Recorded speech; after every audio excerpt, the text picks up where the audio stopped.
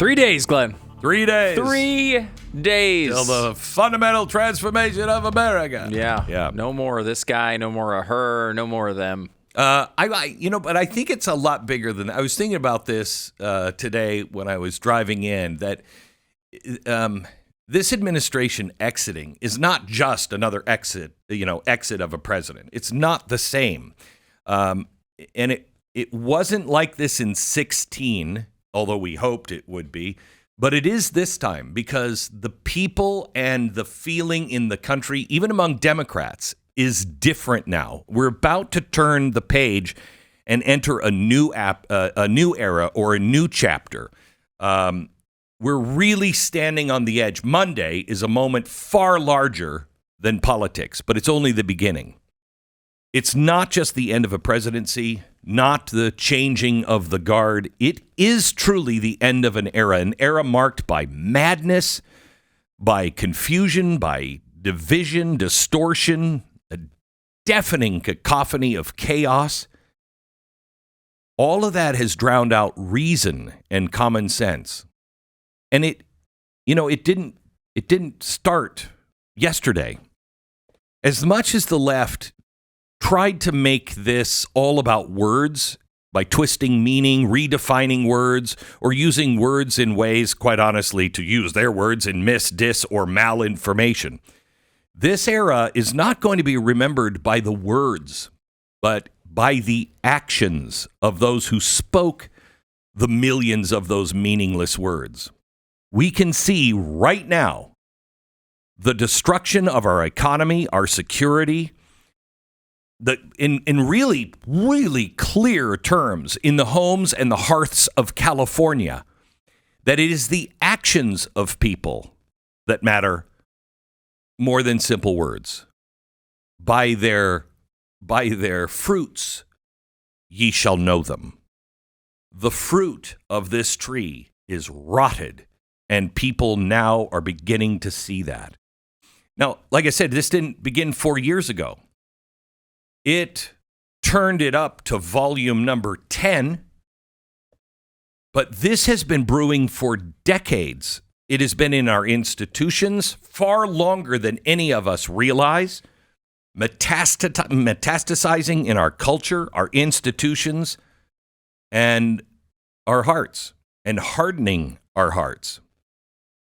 It is an era that we leave on Monday that put truth itself on trial. Can you even define what truth is anymore? We went into this place that was so absurd, we couldn't define something as fundamental and self-evident as, can you tell me what a woman is? Historians are going to look back on this last era that we're now leaving as pure madness. But it's also a time when it took everything in people to question the powerful mob, to speak the truth that you believe. It was a risk that at first far too many people wouldn't do because they were afraid of being shouted down, canceled, or much, much worse. Common decency, the once unspoken bond that united us, was thrown out the window. It became not only unfashionable, but absolutely unrecognizable. And everybody was at each other's throats. Common sense, our old friend, just dismissed, exiled seemingly to the fringes of our society, as if it were dangerous now, or just wildly outdated, and we know that. We didn't know that yesterday, but we know that today. And I mean literally yesterday. How many words changed? How many things, concepts, huge truths that we knew? We would wake up one day and it was completely being dismissed. And you'd be like, where did this come from? We're leaving a time of breathtaking hypocrisy, where those who deny corruption themselves take bribes from hostile nations, where the righteous call for unity while sowing division. This era, racism has been repackaged and sold back to us under the guise of anti-racism. Hatred, we're told, is perfectly fine as long as it's aimed at the right people. And those right people may be the wrong people tomorrow. Faith in God has been replaced by faith in climate models, sexuality, identity.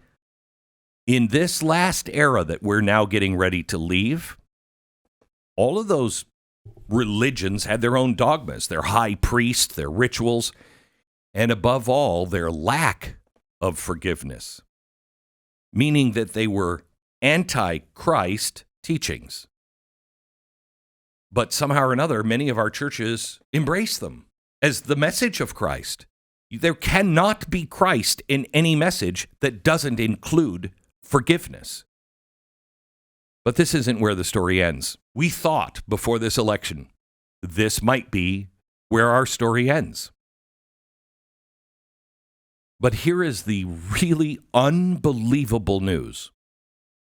God stepped in, and if you don't recognize that, there is no hope for us. God stepped in and did something none of us could do.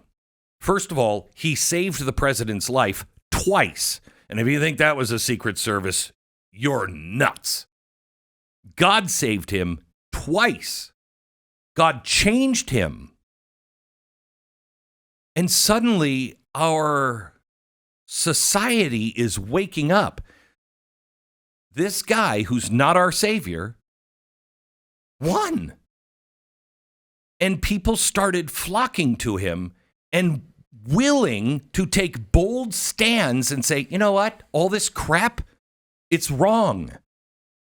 So this is not the end of an era alone. It's the beginning of the end of that era, the end of unreasonable hatred of others, not because they look different, but simply because they voted differently. They didn't think differently. You know, there was nothing about actual diversity.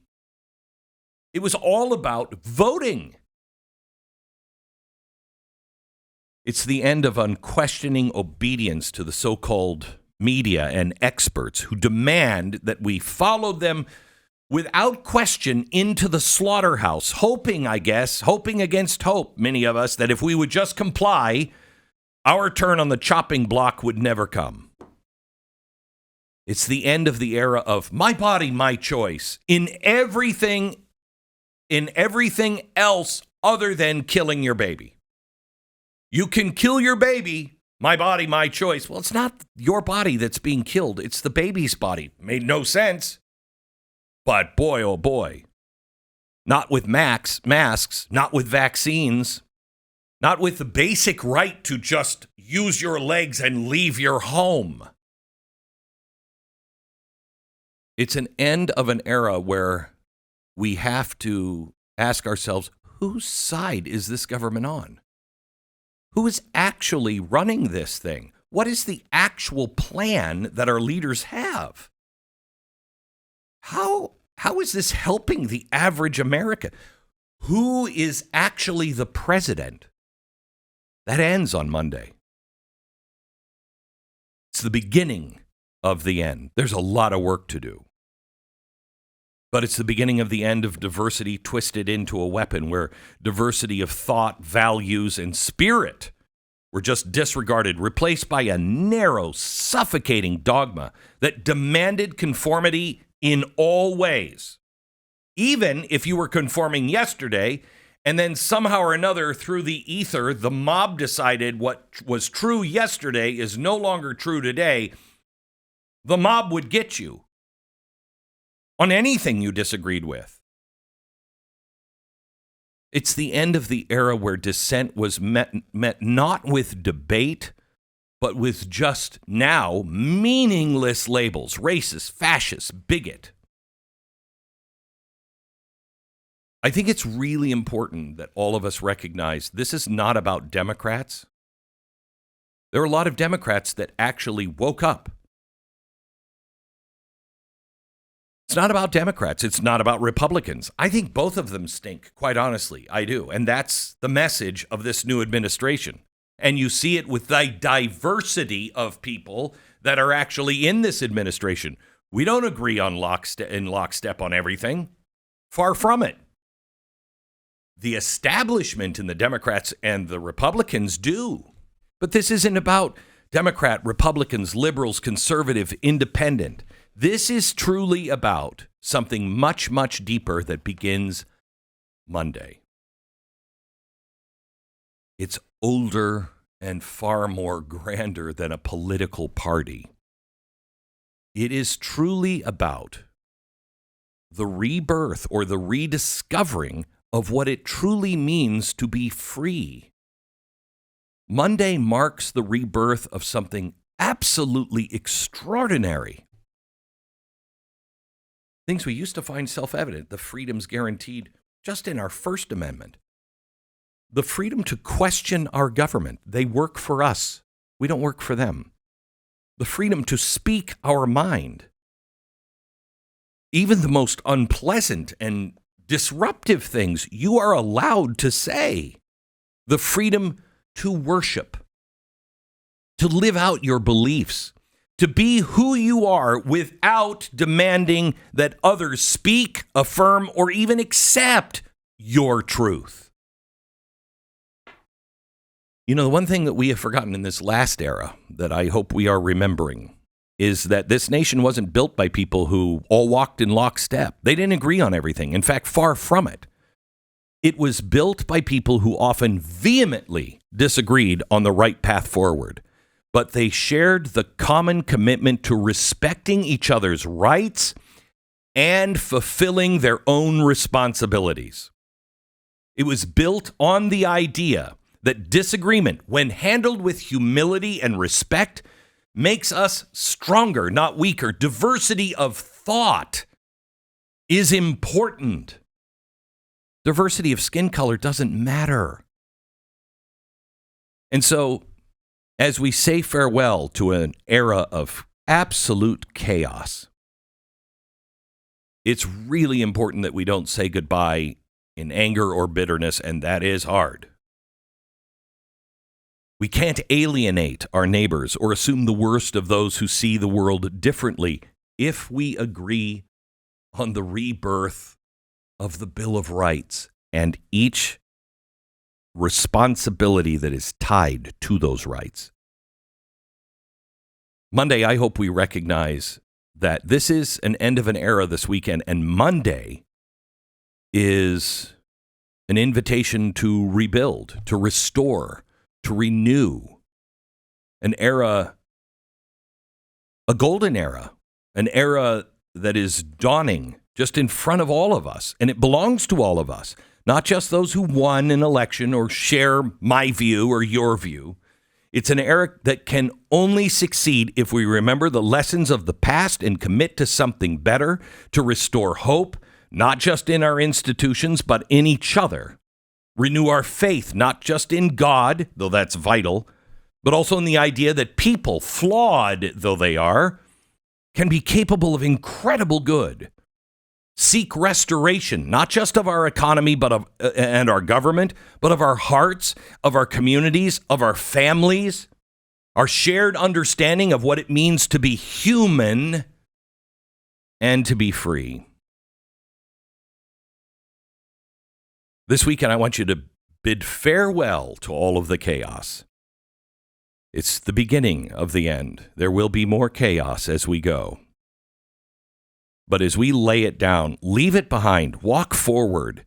Leave your fear behind. Walk in courage, not in hatred, but in love.